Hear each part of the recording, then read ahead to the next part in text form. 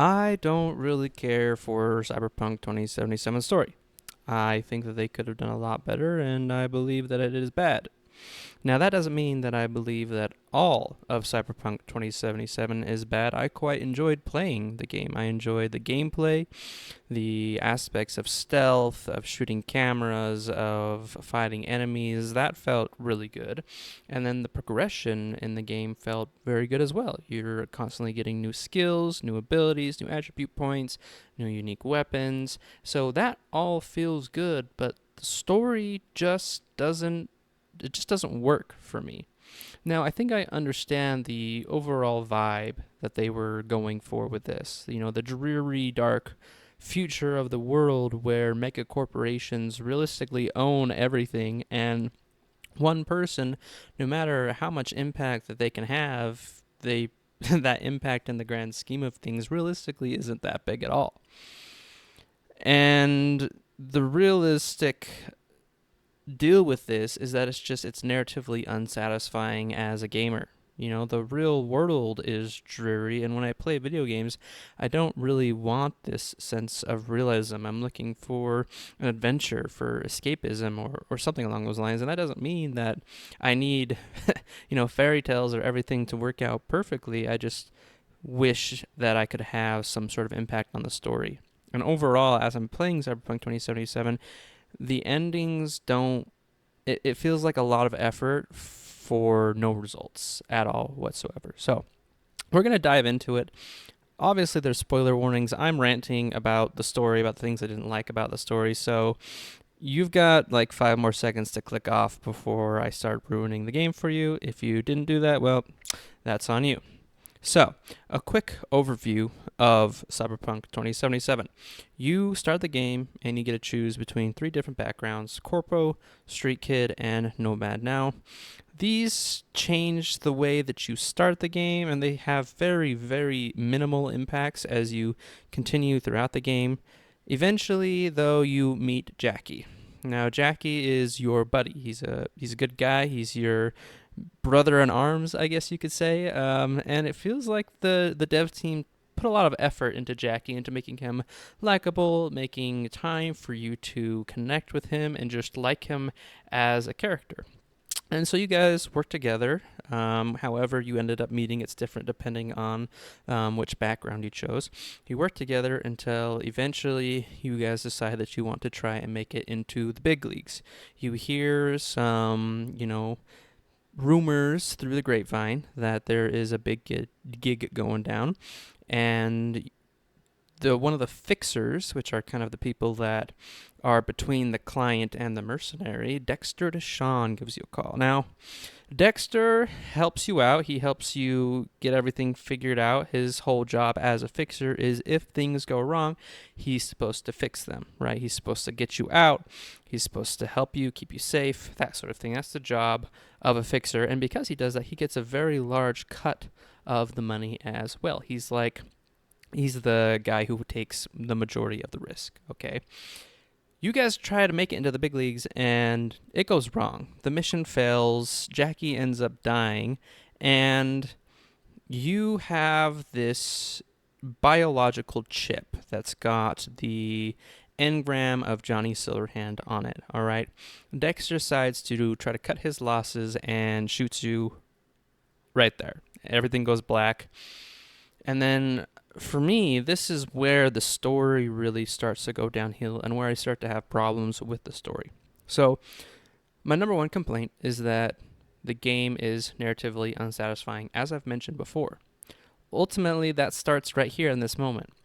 When Dexter tells his bodyguard to shoot you, all I'm thinking throughout this whole moment is I cannot wait to get revenge on this guy, right? He has just betrayed me. He's lied to me. Like, I'm going to have this awesome revenge story. And we've got Keanu Reeves. The man literally murdered so many people over a dog and a car. You're telling me that the revenge story was there.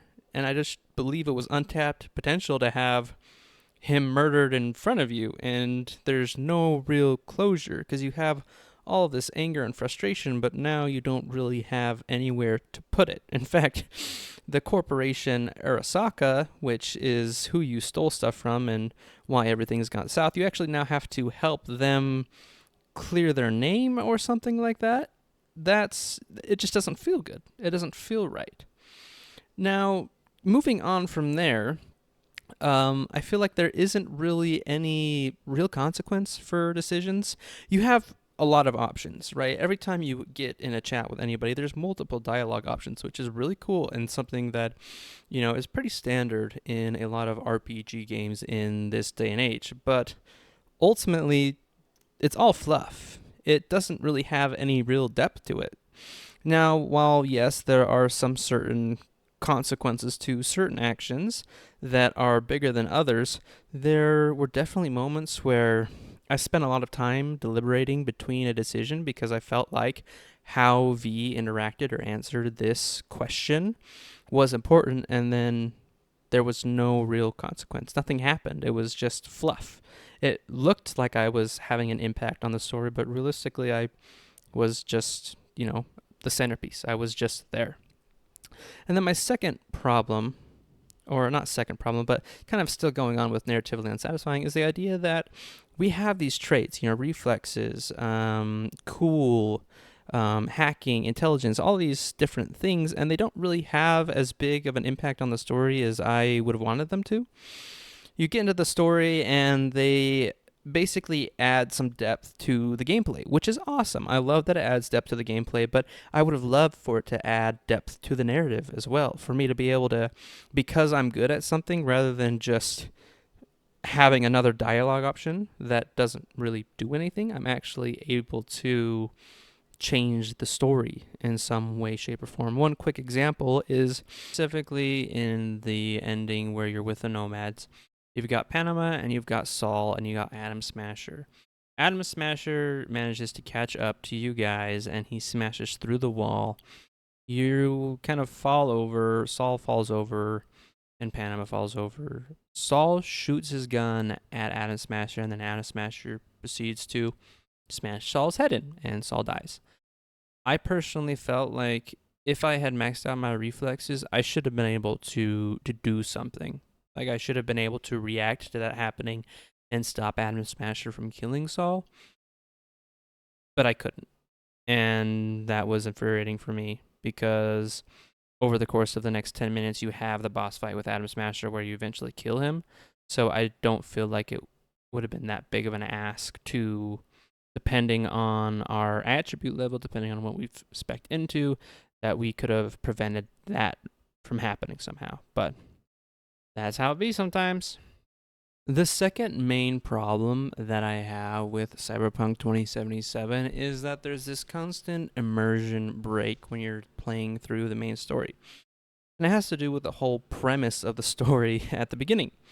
The idea is that because Dexter shot you in the head and you had the relic in your head, Johnny Silverhand's engram is now starting to take over your mind. It's essentially rewriting his consciousness over your consciousness. So you're dying, okay? Cool, awesome, great. Only problem I have with this is that there isn't really any, push to make you move faster or to move in that general direction.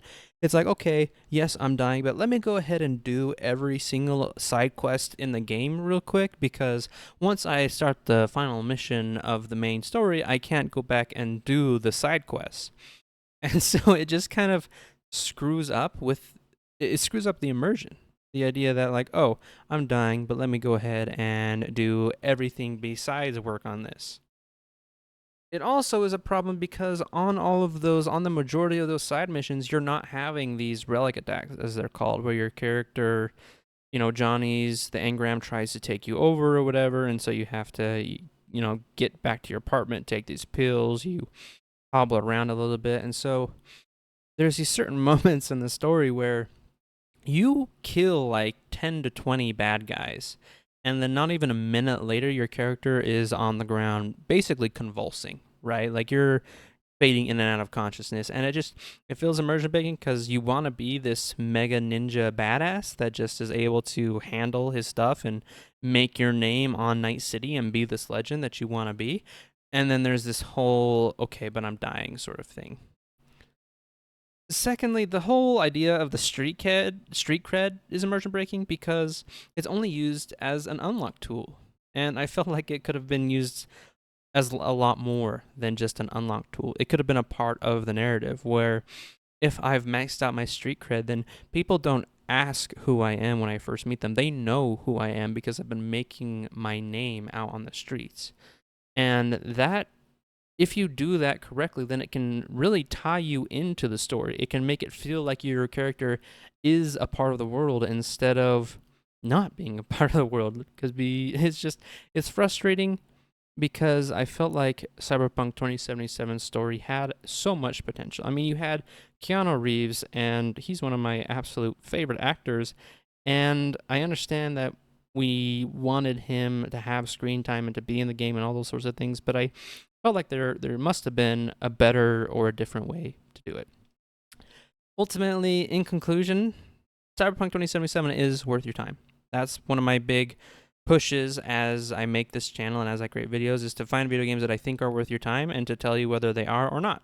Cyberpunk 2077, it's a good time. It was fun. The story was lacking, but the gameplay and the progression really hold it up under scrutiny. Is it worth your money? I don't know if I would pay $60 for it. I might personally wait for some sort of Steam sale or something and get it for like $40 to $50. I would feel a lot better about purchasing the game if it was around that price tag. But that's where we're at. I hope that you all have a wonderful rest of your evening. If you disagree with me, go ahead and throw it down in the comments. You can tell me how wrong I am, and I will shoot back with how wrong you are. Hope you all have a wonderful night. Bye-bye.